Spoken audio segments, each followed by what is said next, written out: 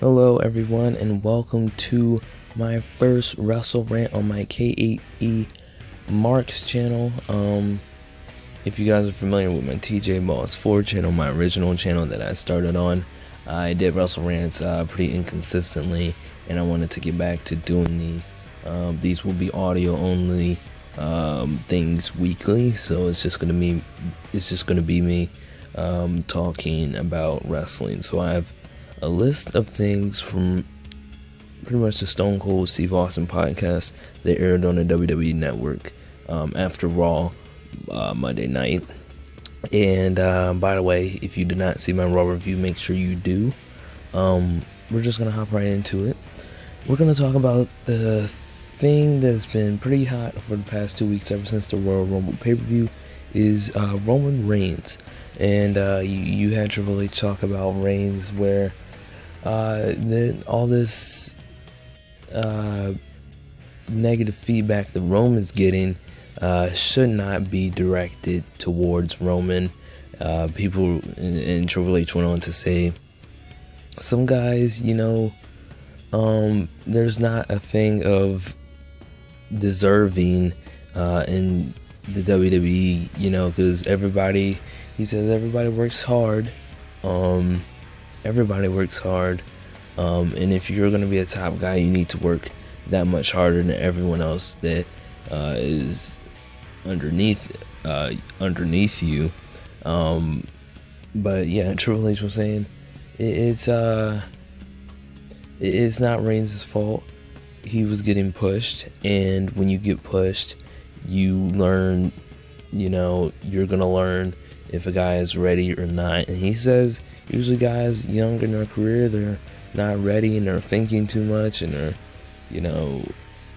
thinking too much about how they do things in the ring and with promos and wrestling and stuff like that, and they're like bugging out and stuff. And Triple H is basically saying it's just got to come as natural as it can. It's something that will develop over time. So where I see, everybody gets better as their career goes on. Some adapt quicker than others. But from what I'm hearing, Triple H says people were saying, Roman doesn't deserve this because he doesn't work hard and it was handed to him and stuff like that. You have that feature where, he is in a great wrestling family, probably to me one of the greatest wrestling family there is, when you look at the Samoan family, and you just you gotta push a guy sometimes to see, sometimes you just have experimental runs with guys and stuff like that. So hey, if he's gonna, we're just gonna see how Roman does on this push to WrestleMania. Triple H also talked about Hall of Fame, and Stone Cold brought up Chyna. I'm not going to talk too much about this because it's not really for me to say, because I do not know that much about the Chyna and Triple H issues that they had. What I know is Chyna and Triple H used to go together. They used to date, and they were in a relationship, and it came down to Triple H cheating on Chyna, and Chyna's career had fallen apart afterwards and stuff like that, and Chyna's life was spiraling out of control and stuff. And she says, if you read about it, Chyna blames Triple H for where she's at now in her life, and she says that Triple H kind of tore her life apart. That's what I read. That was not from her directly. I didn't hear directly saying that, but Triple H went on to say it's, she deserves to be in there. She had a great career and she revolutionized the Divas division, but he says when his son goes and looks up Chyna when she's in the Hall of Fame, and he sees things with Triple H and Chyna, and Stephanie, and he says it's just a difficult thing. It's one of those things and stuff like that. So I guess it's just personal reasons that Triple H is just not too keen, and well, I guess you can't say Triple H and Vince not too keen on putting Chyna into the Hall of Fame. And they went on to go and talk about Ultimate Warrior and Bruno Sammartino, how difficult it was to get. It wasn't difficult. It was just different, or it was, I guess you could say, a little difficult getting those guys into the Hall of Fame because they weren't too fond with Vince. Bruno had a fallout with Vince. Ultimate Warrior never had trust with Triple H when he called and got him in the Hall of Fame, and he was glad he did. And we're gonna move on to another topic. Triple H talked about CM Punk. So he pretty much was saying Punk and Triple H have no beef, when, from my opinion, they do. But he said no, they didn't have any beef. But people label Triple H as having beef with Punk since he came into the WWE. And Triple H was saying, I don't even know this guy. How am I gonna have beef with him if I don't know him? And it was one of those things like that. And the personal, that pretty much regards to personal issues. But Triple H says Punk was, a weird cat, as he said. Sometimes he says he doesn't communicate well. So pretty much when people were telling Triple H, hey, you gotta talk to Punk, or Punk's, not doing good, he's talking about leaving the company, Triple H would go to talk to Punk, and Punk would just say, Triple H would ask him, he's like, hey, what's going on? And Punk would say, well, nothing. And, just go on about his business and never address Triple H on the issues and stuff like that. And Triple H was asked, if he could return. He said if he wanted to, and if that's what the crowd wanted and stuff, he said, yeah. But he's saying, if you gotta do this business, you gotta love it. And for where I think Punk is happy without wrestling right now. They go on to talk about kayfabe, and the fans know reality beyond the entertainment value of stuff. I actually had to look up kayfabe because I wasn't completely sure on it, but I was pretty accurate. I was pretty much the thing of where wrestling fans have to stay in character in and out of wrestling, but people know the wrestlers' personal life and stuff now, and they know scripts, and they just know it, and that's what Triple H and Stone Cold were saying, how now people know everything about wrestling, and they think when they hear about this stuff, they think, no, we should do it this way. So when something else turns out, people are disappointed and stuff. And Triple H went on to say, you can't please everyone, and he referred back to the Royal Rumble. You can't please everyone. I don't think it was a bad move for Roman winning the Royal Rumble. Stone Cold said that the booking of the match was just, it could have made it a little more exciting in Roman's favor, and stuff like that. He goes on to talk about NXT, Triple H does, when he was asked about it.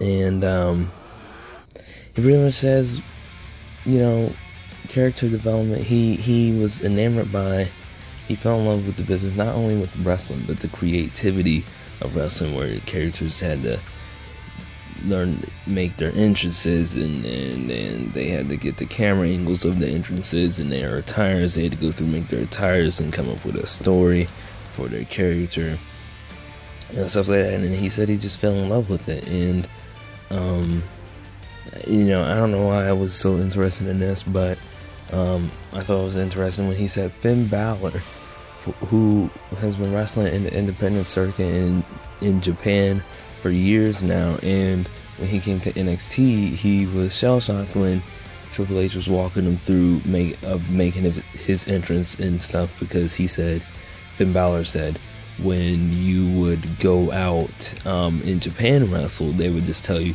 go out and do your job and stuff like that. And you would just do your job, but he never was introduced to the production, producing professional wrestling with like cameras and cinematics and stuff like that. It kind of blew me away about that. Brock Lesnar, his contract is up after Mania, rumors. And Triple H was pretty much saying, people are already labeling Brock leaving when it's not all said and done yet.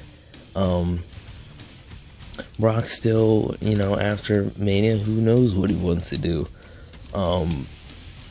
But Triple H said it's up to Brock. They've been talking to Brock and stuff, but ultimately it's up to him. So his choices be made. This is probably, for me, out of his whole wrestling career, this is probably the highest he's ever been in his wrestling career.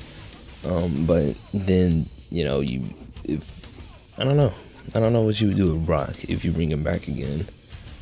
I feel like you could still have a little bit more with Daniel Bryan and Brock Lesnar. Daniel Bryan and Brock Lesnar with the he conquers the yes movement and stuff like that. I feel like that could always be a hold. It should have been at SummerSlam, but injuries to Daniel Bryan took place, which is not against him, but injuries just happened. So that was that. And we have Wyatt versus Taker. This was a little portion of the thing I just want to stick in that was not part of the podcast. Because we've had these messages from Bray Wyatt on Thursday Night SmackDown and the following Monday Night Raw, where he's been sending these messages, and you could really tell who it was directed to, the last one on Raw, because he is saying,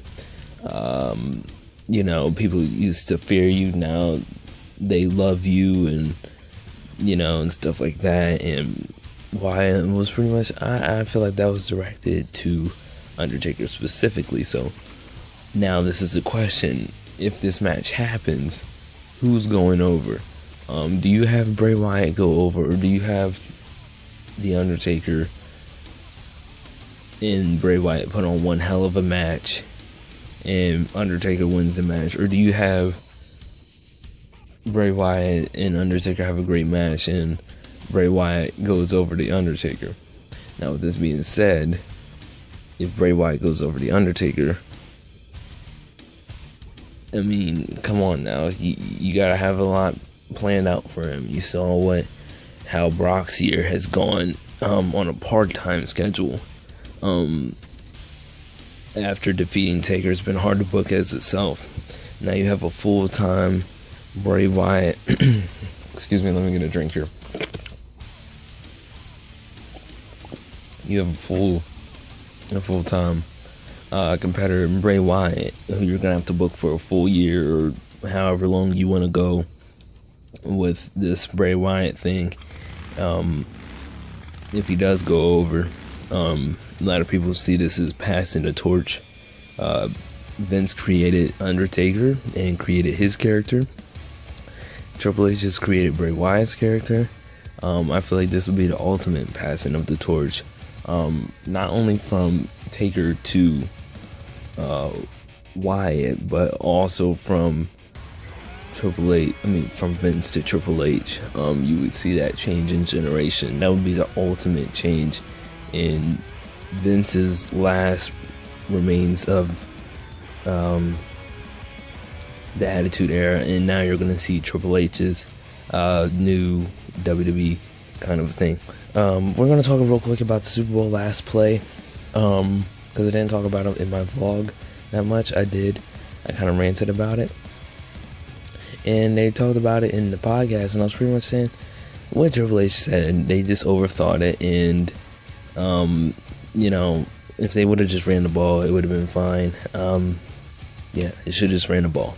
Marshawn Lynch, beast mode all day. So that was it for my WrestleRant.